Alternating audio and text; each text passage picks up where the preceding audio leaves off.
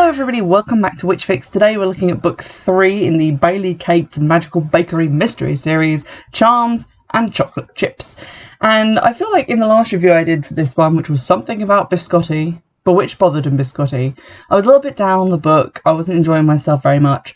This one was quite different and I think I had a much more positive experience. A lot of my experience when reading a book is generally based on how I feel at the time that I read it, because it's incredibly subjective. But I read this one when I was quite ill and like not really paying that much attention, so I feel like I found the mystery a lot more mysterious than I might have otherwise if I'd been trying to work it out for myself. And also this book was published, or at least the version that I have was published, with much larger print than the previous book. I feel like maybe the second book in the series was longer, so they gave it smaller print size so that the book wouldn't be, you know, massive and chunky. But the experience of reading that was that each page was very dense and it seemed to be taking me a long time to read and there was a lot of information. This just felt a lot more clearer. It felt like a lot easier to read and consequently I had a much nicer time with it. So the blurb then. Between brewing magically spiced treats at Honeybee Bakery and volunteering with a local conservation group, Katie Lightfoot has barely any time to see her firefighter boyfriend, Declan McCarthy, much less delve further into her destiny as a witch. But avoiding her fate won't be as easy as whipping up a new recipe, especially when Katie finds herself once again mixed up in murder. When a fellow volunteer for the conservation group is found dead, Katie's mystical senses tell her that there's more to this death than meets the eye. Her suspicions are confirmed when members of her coven are targeted next. Katie will have to embrace her powers quickly, or she may find herself chewed up and spit out by some serious black magic. Now, I said in the last one that one of the things that I actually liked about it was that she was attacked by dark magic, and we started to see like more magical stuff creeping in. That continues into this one, although again isn't really until the end. But the mystery itself was quite good, and I think it benefited from having several people who could be the person, as opposed to having Katie focus all her efforts on one person who was obviously a red herring.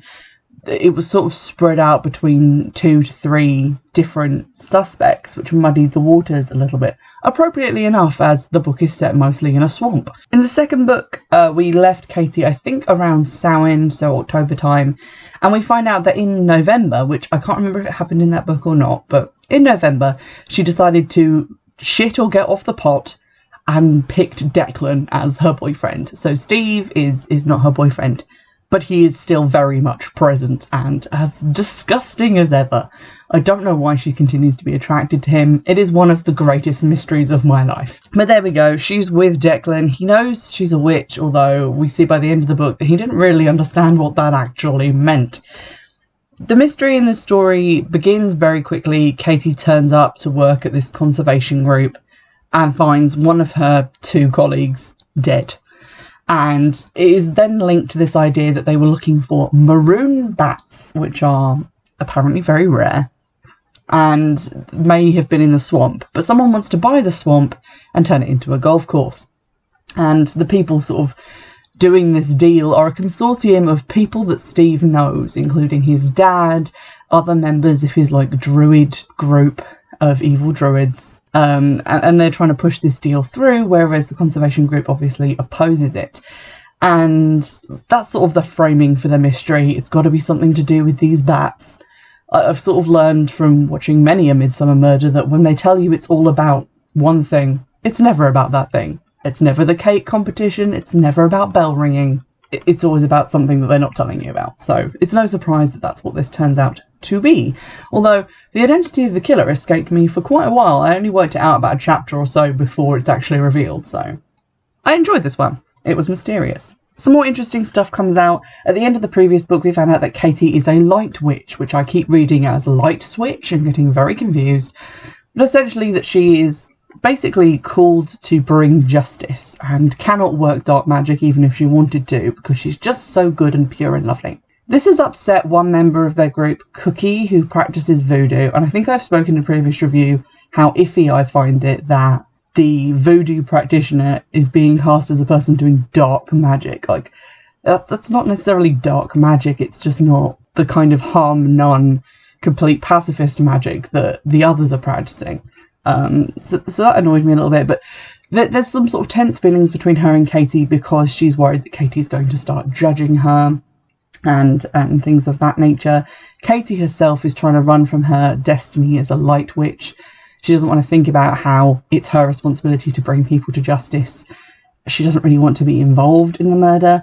We also get to see Katie's mum, which is great. I really enjoyed her appearing in Savannah, Georgia. I have to do that accent at least once in these reviews because otherwise it will just creep out of me at some other time. But she has an argument with her mum about how her mum doesn't want to talk to her about magic and why, and how she feels that she's been kind of lied to. And then her mum turns up and is like, I want to be part of this. I want to find out what's going on. I want to explain my side to you.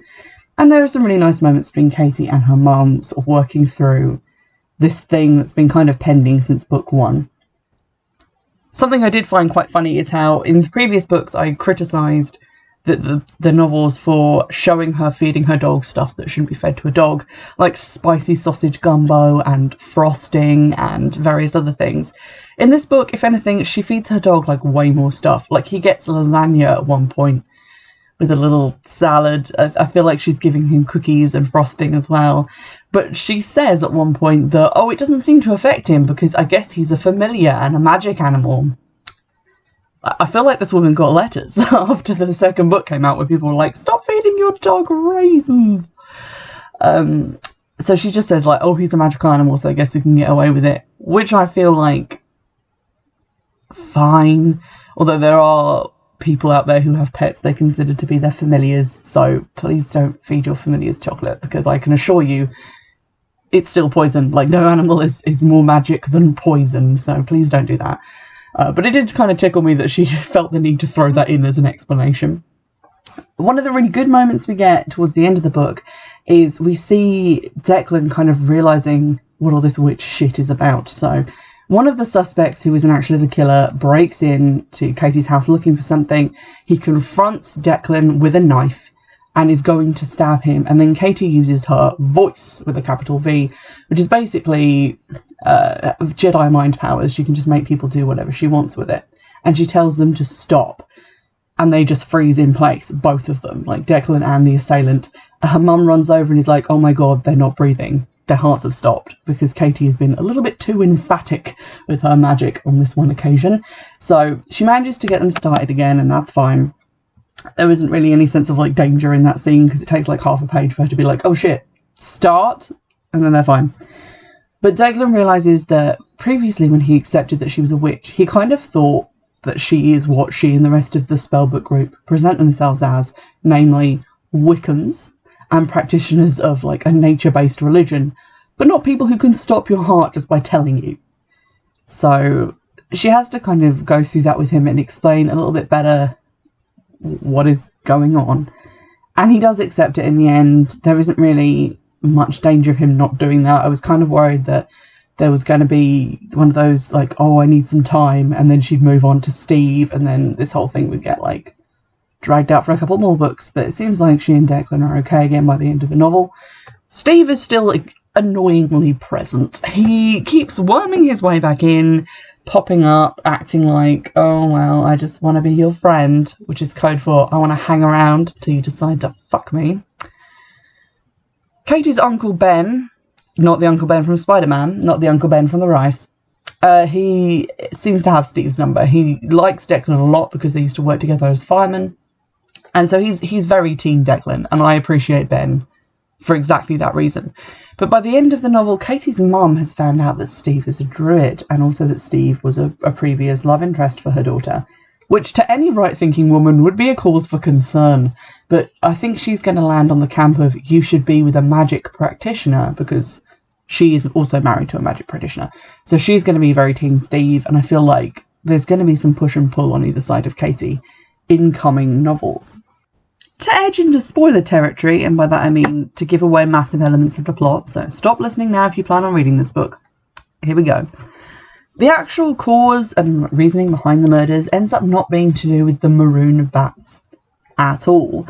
and is actually to do with a tree that's growing in the middle of the swamp, which seems to be on a set of ley lines and therefore an incredibly magical object in its own right, which Katie senses right off the bat, but everyone else kind of feels, a slight flutter of, oh, there might be something there, but she feels magnetised to this tree. It's like pulling her towards it. It's very much something that she is picking up on way more strongly than everyone else. So that's sort of the thing that tipped me off to the fact that it wasn't about the bats at all. One, the guy they arrest and say, hey, we've caught the murderer, has no connection to the swamp or the bats at all, just to the murdered woman. So I was like, well, it can't be him, because why would he be doing any of this if that was the case? Because he's not just meant to have attacked his ex-girlfriend / ex-wife. No, ex-girlfriend. He's meant to have attacked other members of the coven as well. So it's like, well, why would he keep attacking people? It's got to be something to do with someone who's connected to the bats. And it's not going to be Steve or his family or anyone connected with them, because we found out in the previous book that they're pretty good people, even if they're not, strictly speaking, the nicest. So basically really put the finger on the one guy who said he'd seen the bats. Like, this was the one guy who said that there were bats there before anyone else, and who didn't seem to want to leave the swamp to go back to his academic career. He was there studying snakes or something. So I fingered him as the killer, just slightly before he was revealed to be the murderer. And then we got into sort of the climax of the book. But I found the climax of the book to be very interesting, because it's this sort of magical battle that takes place around this super magic tree. But also this tree is shown to have affected things in the environment. So it hasn't just driven this guy mad with power because he's been living on top of it for ages, soaking up all that magic and having it get twisted in his brain. It's also affected things in the swamp, like a two-headed snake, almost as if this tree is producing radiation. And I found that an incredibly interesting concept. And as this is a local tree that is still there at the end of the book, I'm hoping we see maybe something else to do with this later, because it was an interesting thing to have brought up. I also liked some of the touches at the end of the book, for instance, that the evil guy has a staff made from the tree, which he's using to funnel his power through.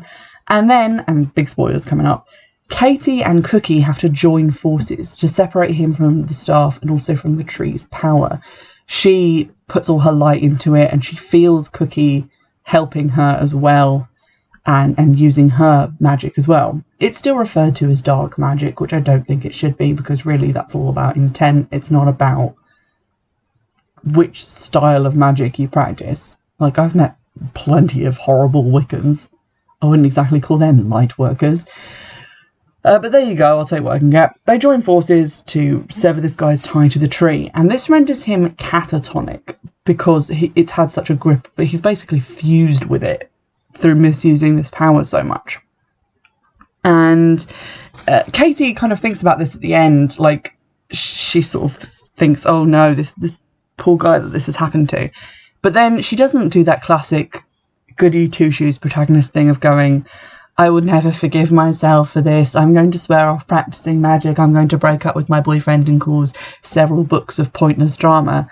She just thinks to herself, if that is the cost of protecting my friends, my family, I would do it again.